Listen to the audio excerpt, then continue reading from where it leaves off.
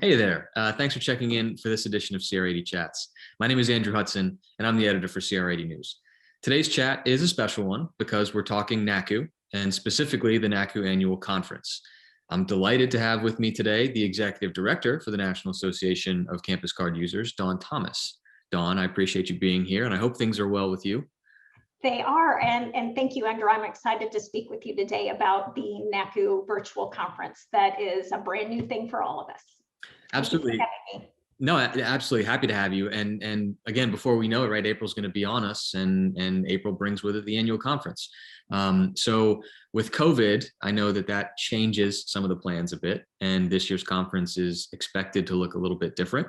So let's start there. I know it's going to be a virtual conference, but I don't know much else beyond that. Can you help explain that for folks? Sure.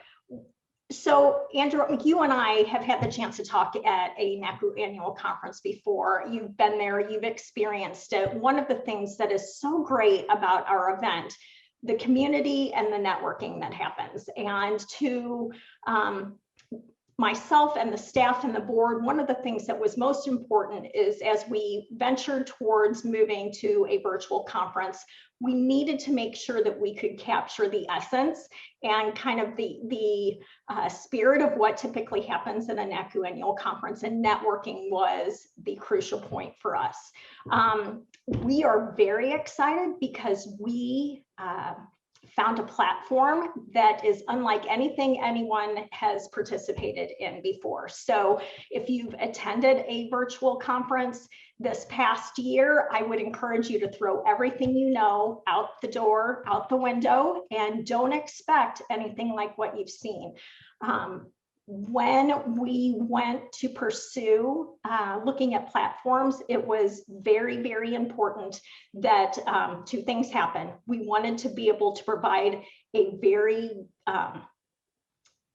solid way to provide education, but we wanted people to be able to have conversations in a way that was not a typical Zoom chat.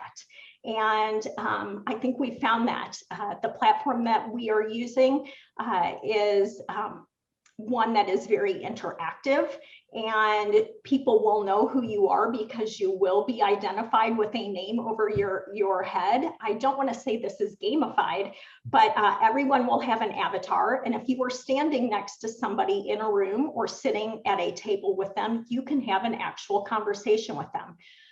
So I'm really excited about what's going to happen here. I think we're going to be able to provide just a wonderful educational opportunity and really continue to advance our association and provide some good stuff for our members and a little fun along the way too.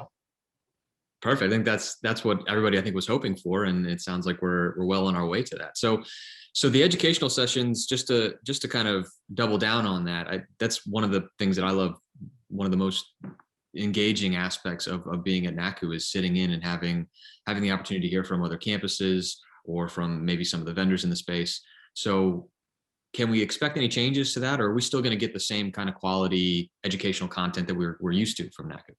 I think you are going to be really pleased about the educational programs this year. We have had an extraordinarily high number of presentation proposals, more than since I've been here. So I think that sends a message that people are planning on engaging and looking forward to this.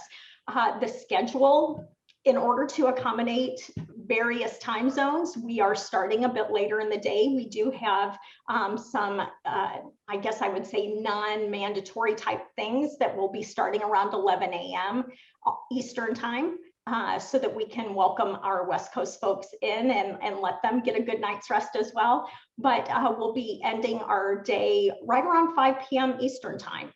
You will see that we have 7 educational session blocks, but that's not just all the education. We've added in some coffee chat times that are smaller, networking opportunities, as well as some brown bag times to give that flexibility. We realize it's going to be maybe a little bit of a challenge for folks to participate the whole time, especially if they are on their campus and an emergency arises. Just because you're attending a conference doesn't mean that you may not be expected to respond to something on your campus. So we've built in some flexibility to allow our members to be able to take care of things to keep their supervisors and their campuses happy as well. Awesome. And then on the other half of that coin, right, you've got the vendor side of the discussion, and the exhibit hall is another big part of the conference experience. What can we expect on that front? Am I walking around with my avatar through a virtual exhibit hall? Like, what's it going to look like? You absolutely will be doing that. This exhibit hall looks like you are walking through, if I can draw a comparison, if you've ever played Sims, I'm old, so I played Sims back in the day. If you're walking around the exhibit hall, I can walk by a booth. I see the company that it is. They will be able to brand, put in their videos, have links to give folks handouts or information. They will be staffing their booth when the exhibit hall is open, and can have live conversations with people that come in. What is interesting about this is when you step into an exhibitor's booth, the conversation that you are having in that booth, people that are walking through the aisles in the exhibit hall cannot hear that conversation.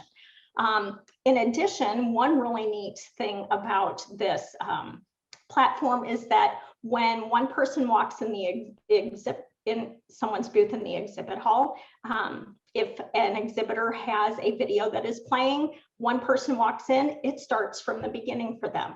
Someone else walks in, it starts from the beginning for that person too. It is a very intuitive, flexible platform, and I really hope that our exhibitors are excited about it.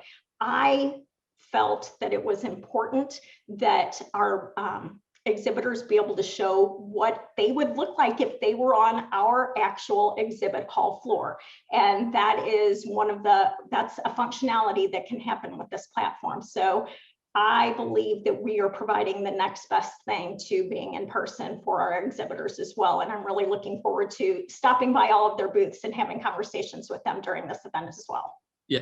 As am I. The whole thing sounds kind of cool. It's very intriguing. I've never been to a virtual conference before, so this will be a first for me. I'm looking forward to it. So you kind of alluded to that too. The in-person sort of experience for NACCU has always been a special one because of the nature of the NACCU community. I think is to assist one another. There's always that, people helping people kind of approach. So networking is obviously core to that. And I know we kind of touched on it, but how can we expect to help our NACCU folks engage with one another, maybe outside of these sessions or outside of the exhibit hall floor? What options do they have virtually now? So we're not doing just all education with this program. We are providing some opportunities for that social aspect as well. We've added in a little bit of fun to have those conversations start. We realize there may be new folks that don't have that connection already established with NACCU members, and this may be even a little bit more of a challenge. So we are planning on holding some type of orientation to get folks where they're acclimated to this platform, that then allows them to come in and start off on the right foot. But in addition to that, the programs that you've seen in the past, like the mentor-mentee program and those type of things that help folks meet. I'm sorry, Andrew, can you hear my dog barking? I can, but it doesn't bother me. It's okay. Yeah. Okay. These are the joys from working from home. She's never like this though in the backyard. I'm like, okay, this will be fine. It's fine. Doesn't bother me at all. Can I let her in now so she calms down? Sure. Oh. So again, the joys of working from home. We just had a little short intermission to allow the pups back indoors. So I think where we left off was kind of the human aspect of NACCU, and it's difficult, I think, in these times with COVID and having to be socially distanced and all the other things. Let's talk some silver linings, though. I mean, we are solving some real problems by having a virtual conference. And I know that, and I'm sure you have more context on this, but a lot of people are under travel restrictions to begin with. So you're saving costs, flying all over the place. Can you just kind of talk to that a little bit, and maybe how that might have solved the problem for some folks?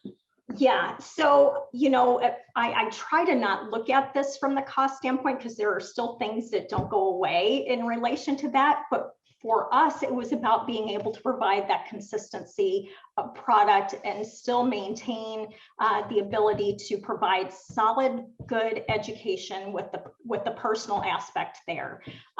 What I think is really, really the largest benefit for this is that a lot of times our campuses send one, maybe two people from their offices.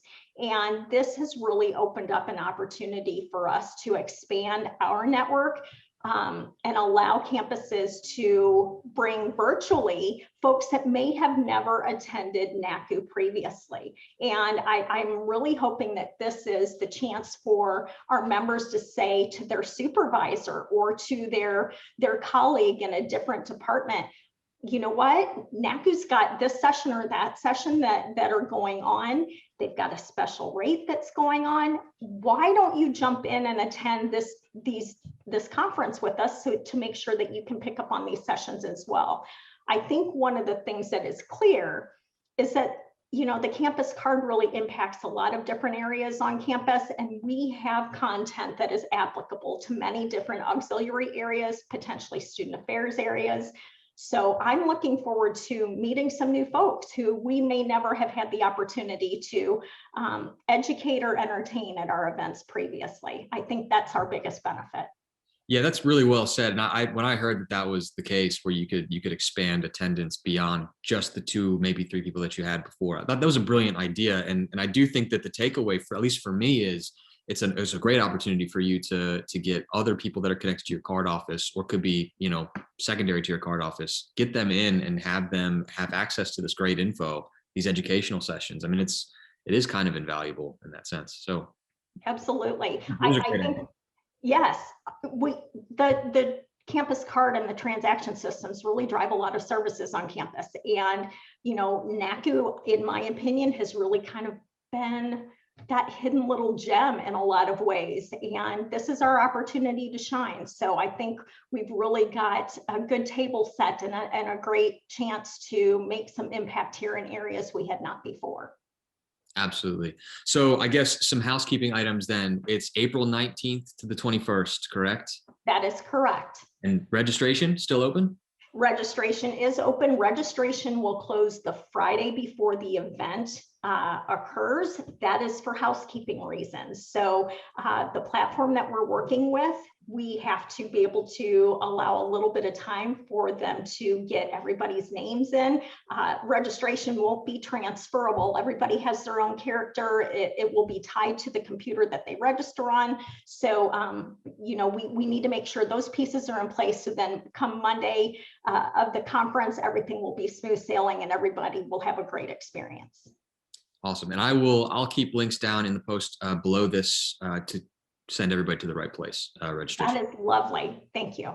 Awesome. Well then, Dawn, I guess with that, I'll let you get back to your busy day. And I'll just close by saying, look, if you're enjoying the CR80 chats format, you'd like to hear more, or there's people that you want to hear from, topics that you'd like to explore more, please just send me an email directly, andrew@avesian.com. Reach out to us on Twitter @CR80News, or you can use the submit a tip form that's on the CR80 News homepage. I'd like to thank my guest, Dawn, for taking some time to preview this year's conference. I'm excited to be there virtually, of course. And I'm sure I speak for the rest of the NACCU community when I say that we appreciate, Dawn, you and your team's efforts to deliver a conference during what are crazy circumstances. I know everybody here at CR80 makes sure to circle the NACCU conference on our calendars because it's a special event to be a part of. And we're certainly looking forward to this year. Wonderful. Thank you so much, Andrew. I appreciate your time today. Yeah, absolutely. And thank you all out there for listening in. I hope you're staying happy and healthy, and please enjoy the rest of your day.